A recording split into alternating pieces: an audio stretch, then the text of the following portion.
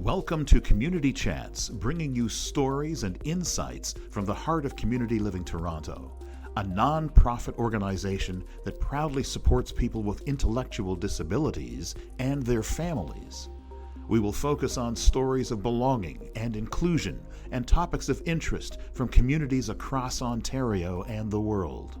From uplifting moments to breaking barriers, from innovative policies to ideas from leading thinkers, we continue to advocate for inclusive communities and support the rights and choices of people with an intellectual disability.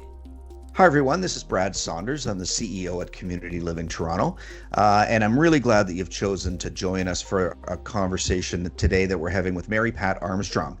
Mary Pat Armstrong is a remarkable person. She's a member of the Order of Canada, founder of several very impactful charities, as which you'll learn through this conversation. And Community Living Toronto recently awarded Mary Pat with our first ever Lifetime Achievement Award for her significant contributions, both to Community Living Toronto and for making Ontario, and indeed all of Canada, a better place to live. I really hope you enjoy this conversation. So Mary Pat, thank you for joining us today on our Community Chats podcast. Really good to see you. Thank you. I think it's great to be here. It will be. I'm looking forward to this conversation. You are one of the most interesting people that I know. I think you're one of the most interesting people that I know. So we're gonna have a good conversation. Great. I look forward to it, Brad. Now we Community Living Toronto just recognized you and your husband Bob for a Lifetime Achievement Award for all the work that you've done supporting Community Living Toronto over the years, but also in recognition of the significant amount of charitable work that you've done throughout your lifetime. So we're going to get to that, but I'd start. What happens when you're old? Yes.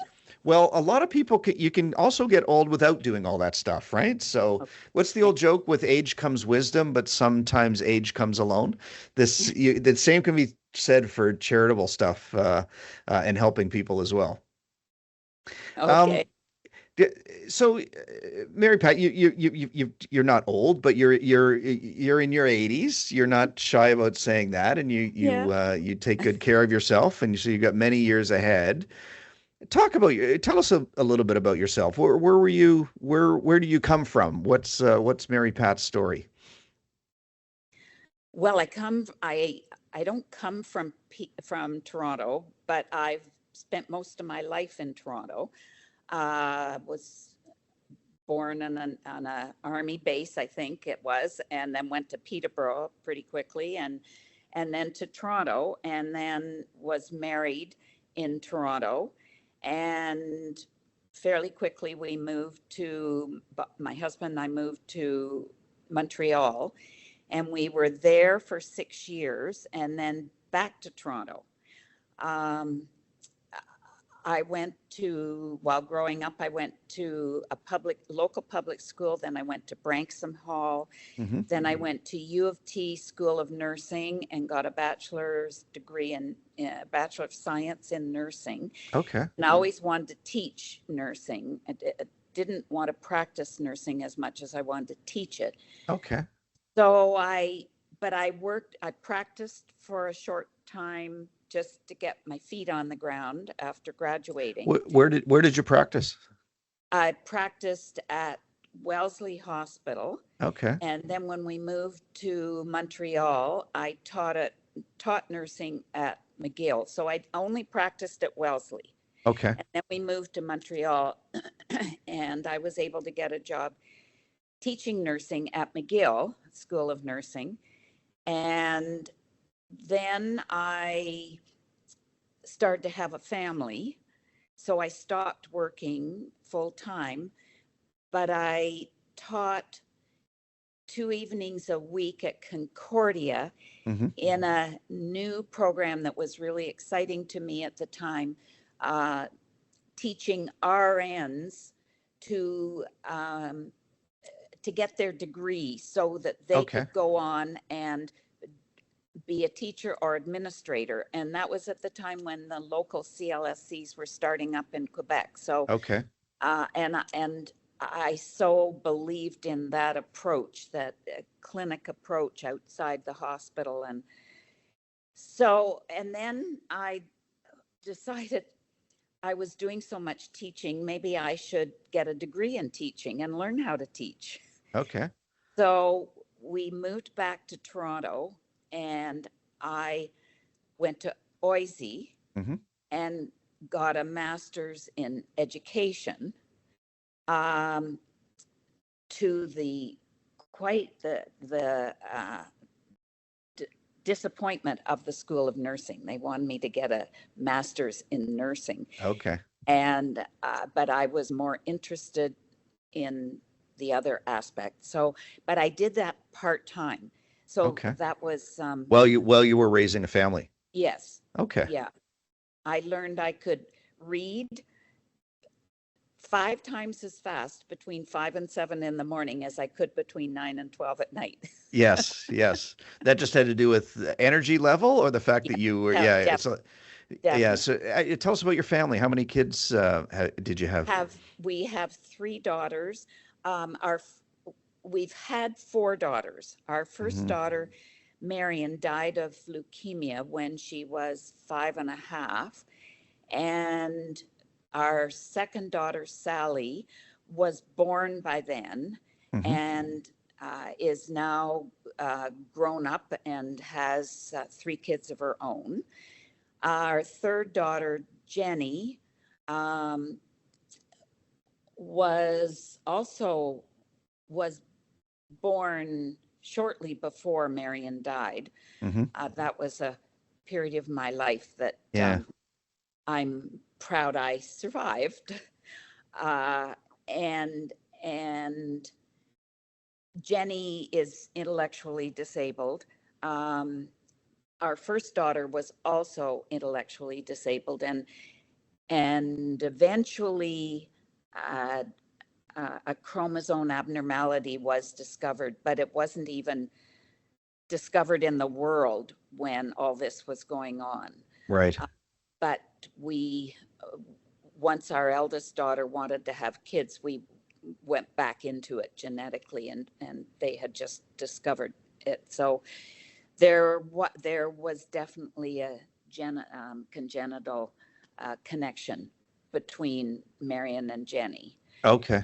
And but so now I'm sitting with 2 daughters, Hmm. and I always wanted 3 kids. Right. So ultimately my husband, but it was not an overnight decision, and that's why there's a big space between, Hmm. agreed, and we adopted a wonderful, healthy little baby, um, 40 years ago. Okay.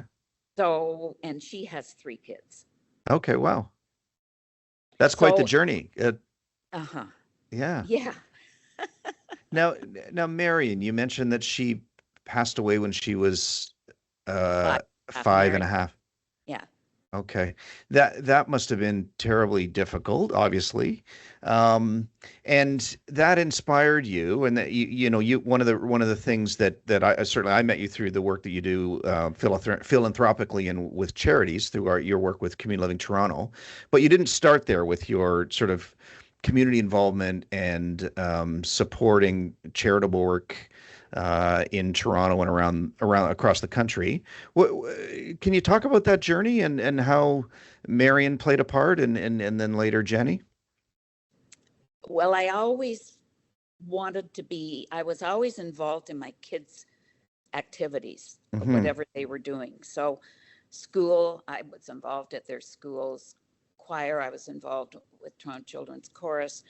Um, After Marion died, about, I don't know, within the year after Marion died, her oncologist from Sick Kids phoned me and said, "Have you ever heard of Ronald McDonald House?" And I said, "No, I hadn't." And he said, "Well, there's one in Chicago or Philadelphia. I think it was Philadelphia. And another one is just starting to be created in New York." And we George Cohan, who at the Yeah. time ran McDonald's, had approached sick kids, and Dr. Peter McClure, who was the head oncologist at sick kids at that time, and said, we want to do one in Toronto. And so Peter said, great. And he phoned me and said, let's get on it. Okay. So I always say, Bob raised the money and I spent it.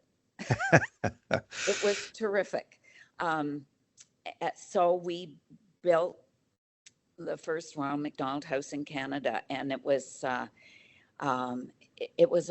just an incredible experience for me, just in terms of learning how to build something from scratch. Right. And it was also an amazing way to grieve, because I was so positive. I was doing something very positive for everybody else who was in a similar situation.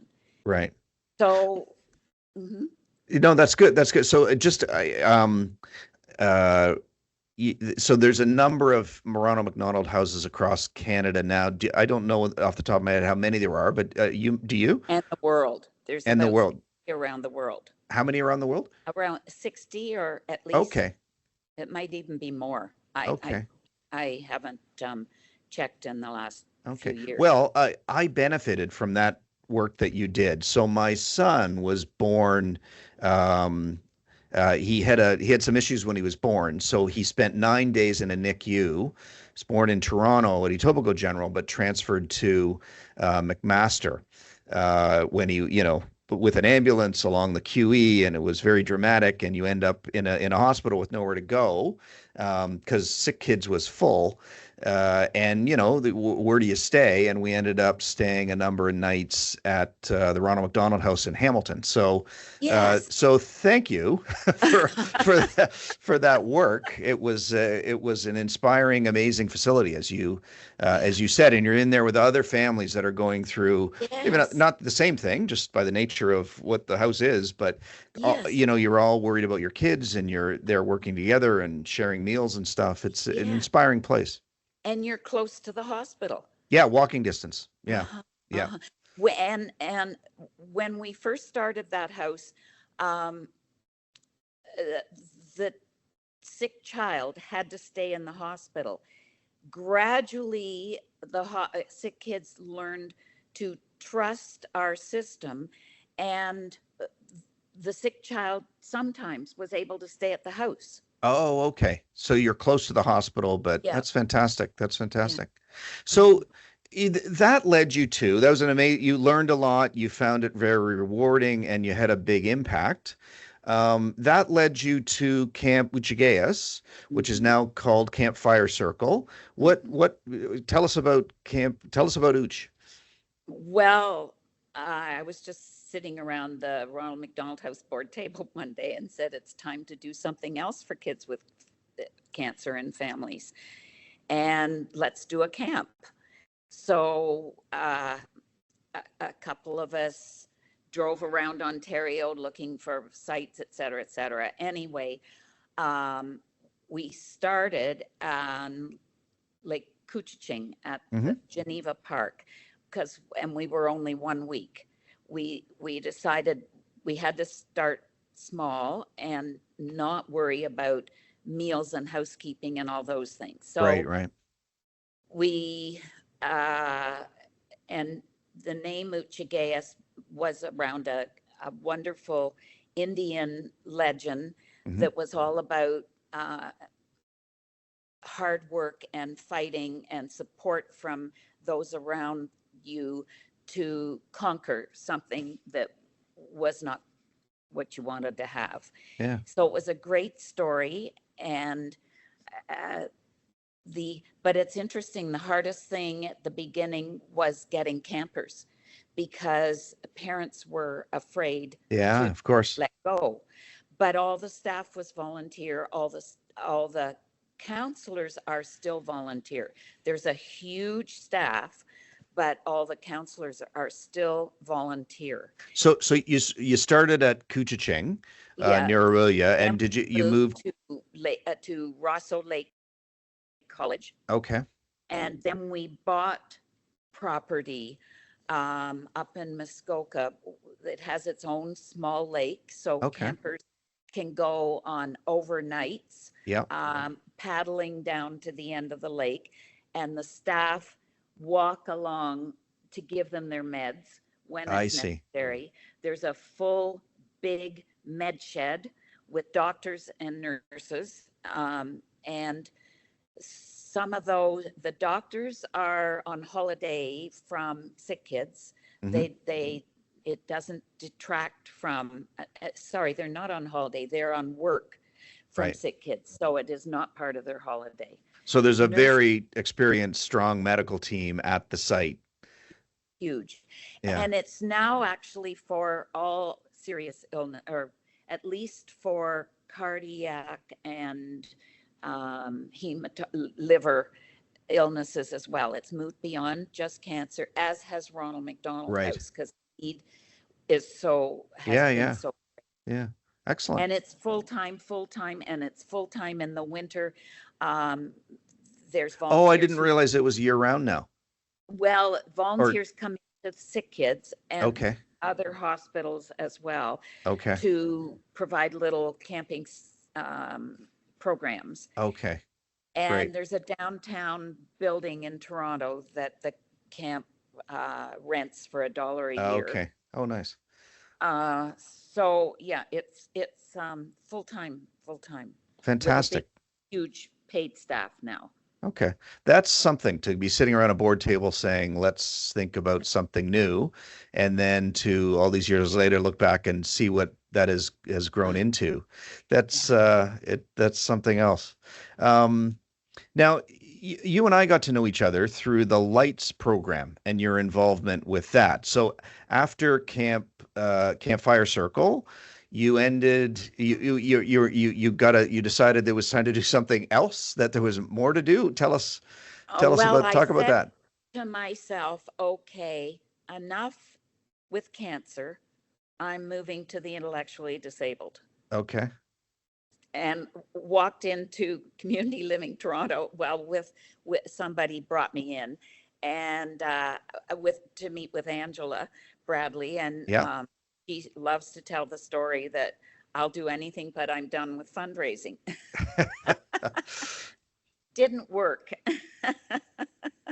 But if you are asking people for money, if you're creating something, you have to ask people for money.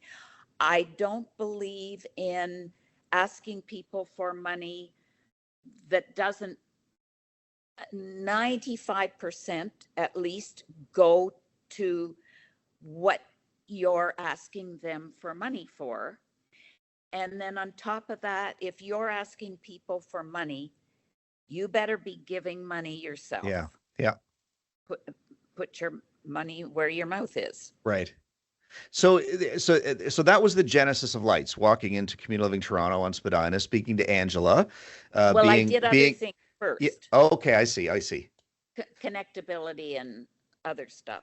Yeah, also a program that's still around. So, Mhm. so how did Lights then come to, what brought the idea for Lights? How did that come to fruition? And we'll talk a little bit about what Lights is now. But what was to start with? What inspired you to come up with the idea Well, of I Lights? wanted to do something major to help uh, the intellectually disabled population. And I saw the two major areas as jobs and housing. And uh, and I guess step back a few years. Bob and I had always hoped that Jenny could live independently to some Right. level, Yeah. and we hoped that we could afford to buy her a house and get her set up. And Bob went to work and worked really hard, and bless him, that happened. So Right. I would say now, just about 20 years ago, we bought a house. And again, for me, it was all of this was easy because I knew what to do, how to do it.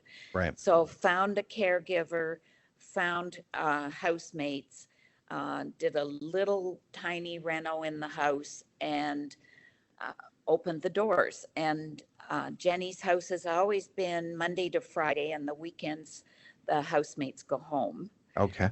Um, so then seeing her thrive in her independence, not overnight, but all the small things that parents like Hmm. myself notice with a child who has an intellectual disability. We, uh, Bob and I saw how Jenny was totally thriving. And I just said, I can't sit back and uh, uh, enjoy this without helping other families. Right. So that's when I said, okay, housing or jobs. And I just thought jobs, couldn't quite see my head around that. So housing, Right. and approached Bruce Rivers Hmm. with a plan. Said, this is what I want to do. And I want to partner with you guys because you guys are amazing with the intellectually disabled population. But I don't, I want I want office, I want help, I want services, Yeah. I Yeah. want all of that from you guys. I'll go out and do the fundraising with some help from you as well. But yeah, I formed a board, Hmm. talked to other families who have been on the wait list for, at that point, at least 10 years. Half of them Right. are probably still on the wait list. And It's a long wait list. The last numbers, there were close to 30,000 people waiting for a place to live, some kind of residential in, housing support, housing in, plus supports, and then another 15,000 people waiting for it. So there's about 50, more than 50,000 people waiting in the province for support. Then the numbers are they're so big, they're just staggering. uh-huh, uh-huh. Like our deficit. Yeah, yeah. Well, that's the other side of it, right? Yeah. Right. Yeah. So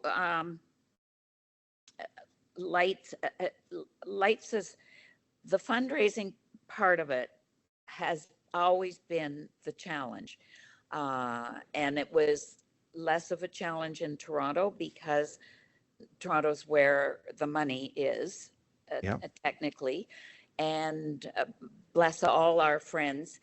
Of course, Jenny makes friends in the nanosecond. And Yeah. so all our friends and her friends and all those people were more than happy to donate to Lights.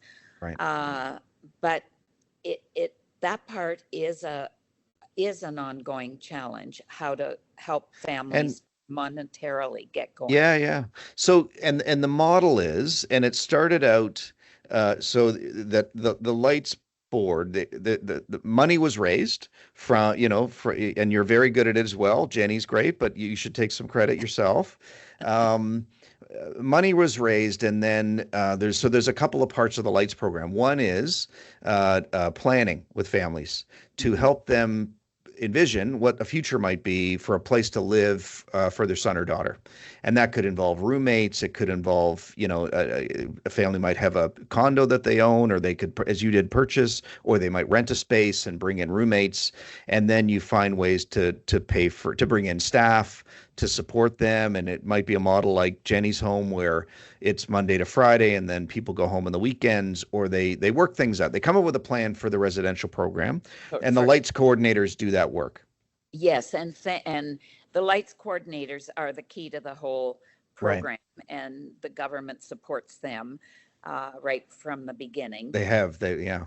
Yeah, we had one for a few years, Laura, Yep. and then with a lot of stomping, we got a second, Yep. and their salaries are annualized in the budget, and Yeah. uh, they are the center of the Yeah. wheel of the And program.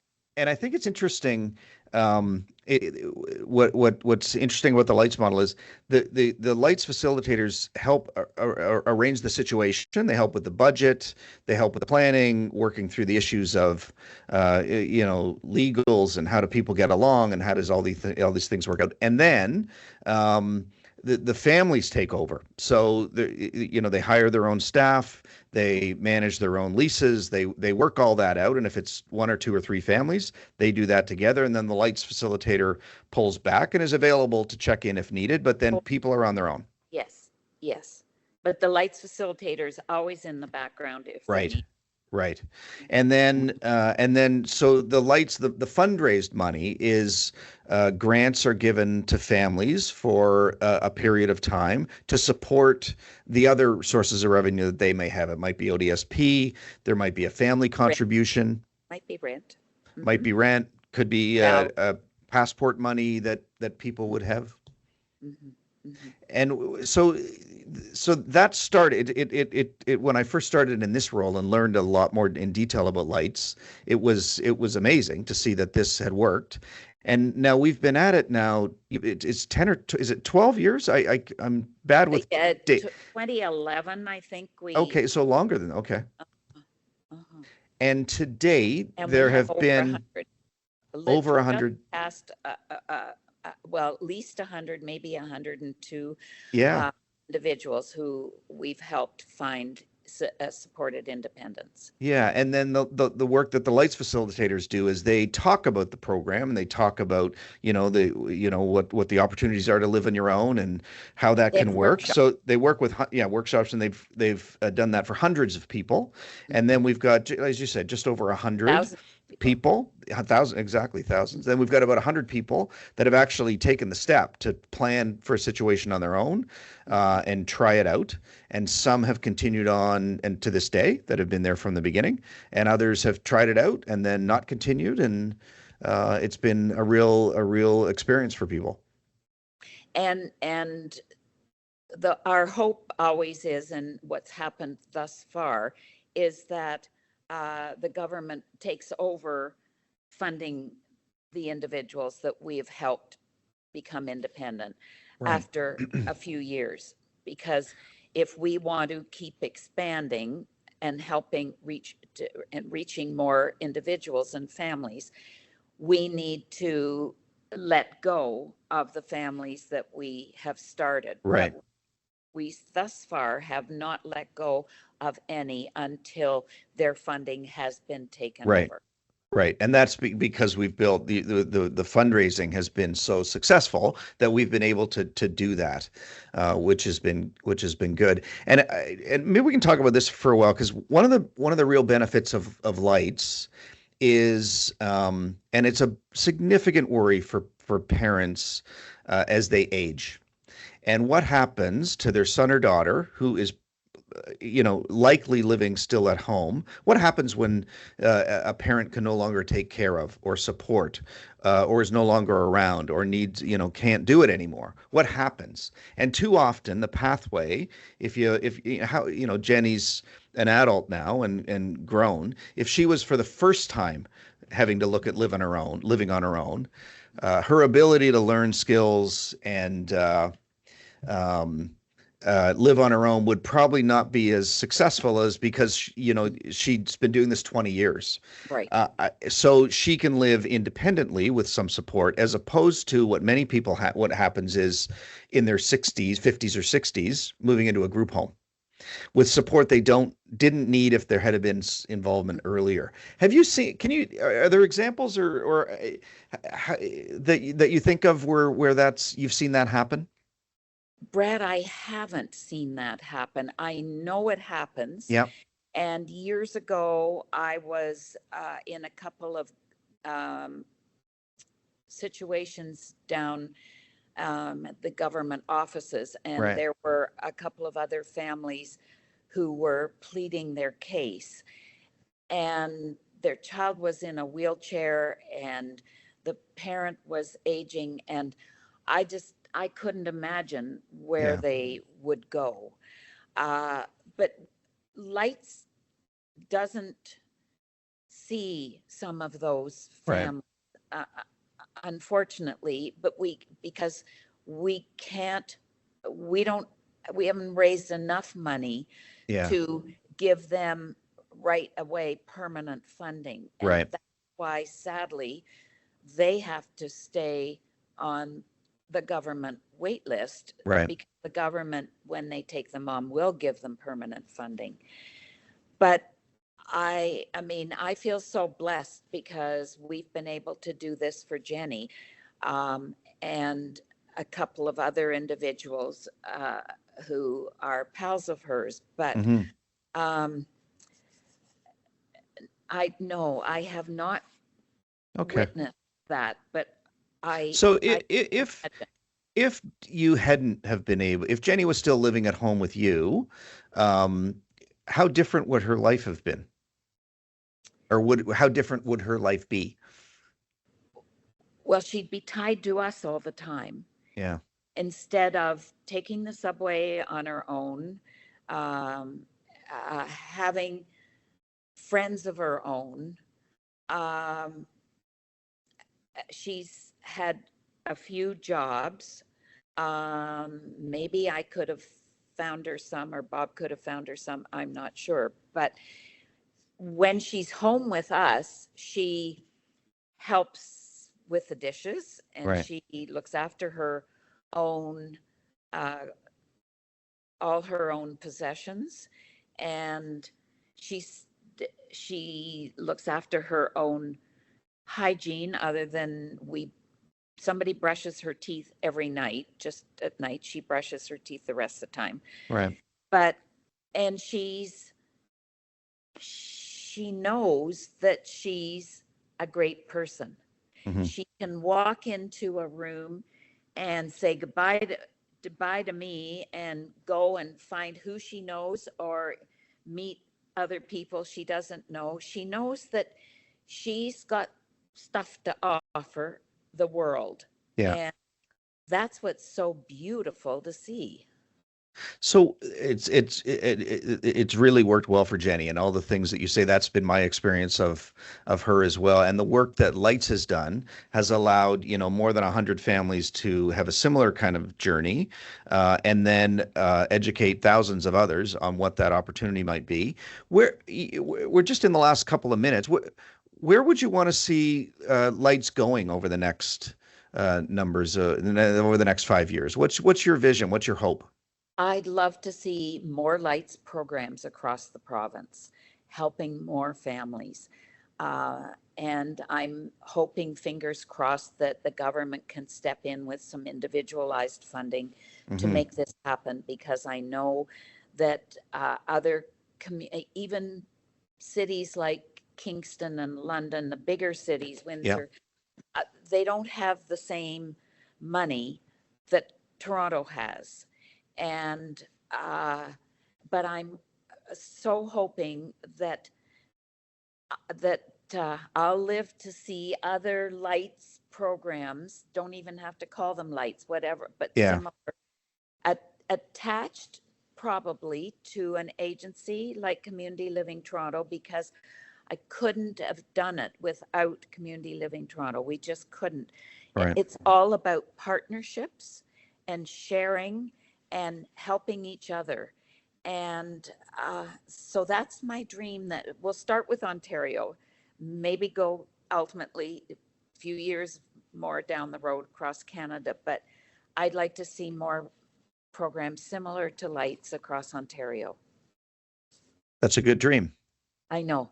Well, and dreams can come true, right? We can work on making dreams a reality. And I think, Mary Pat, it's been great chatting with you and then getting to know you over the last number of years, and seeing the impact that you've had in a number of different areas is inspiring. The work that you've done helping people, supporting communities, and the other thing that's really inspirational is you have a lot of fun in life. You you light up a room, and you bring a lot of energy to everything that you do. So, on behalf of Community Living Toronto, and your Lifetime Achievement Award recognized the contributions that you've made throughout your life. But just, on behalf of the organization and personally, thank you for everything that you've done, and your leadership in lights to demonstrate that these kinds of investments are investments and do make people's lives better over the long run. It's been a fantastic, inspirational example. Thank you. Oh, thank you, Brad. It's my pleasure, totally. Great. Thanks again. We'll chat soon. Mary Pat is an example of what people with dedication, passion, and a vision can do.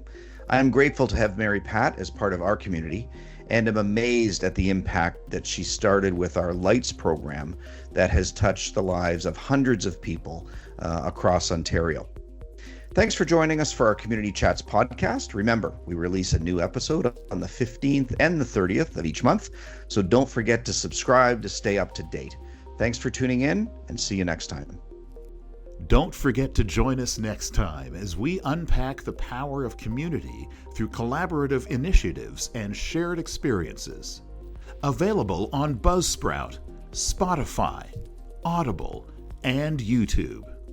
Follow us on social media at CL Toronto. Let's chat, share, and spread those good vibes together. We hope these discussions will inspire you and give new ideas to add your voice to our mission of making our communities and neighborhoods inclusive and welcoming.